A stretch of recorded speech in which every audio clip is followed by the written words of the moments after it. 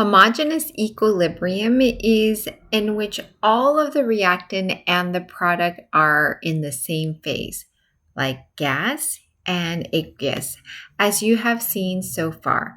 Like, see, in this example, you have SO2 gas, oxygen gas, and SO3 gas. They're all three are gases, and we can write this homogeneous equilibrium constant as follows, where K C is equal to the product of SO3 to the second power and SO2 to the second power and oxygen.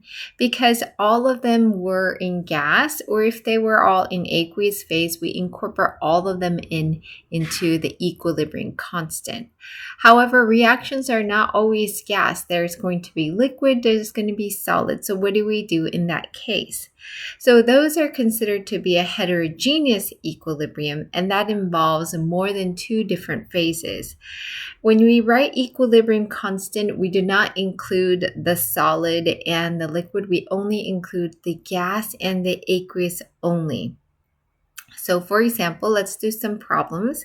The first one, you have lead to chloride, and it has been split off into lead and chloride ion.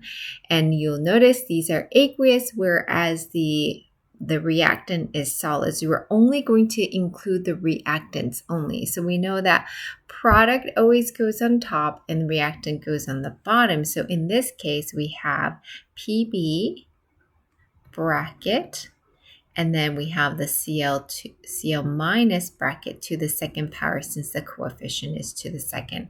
And we don't write anything on the reactant side, which is the denominator, since it is a solid. So for the second one, you'll notice that here's solid and here's solid, right? So we do 1 over, since there's none of the product is in gas or aqueous, and we just are left with the carbon dioxide. So try the rest of the example and come back and check your answer. And here is the key.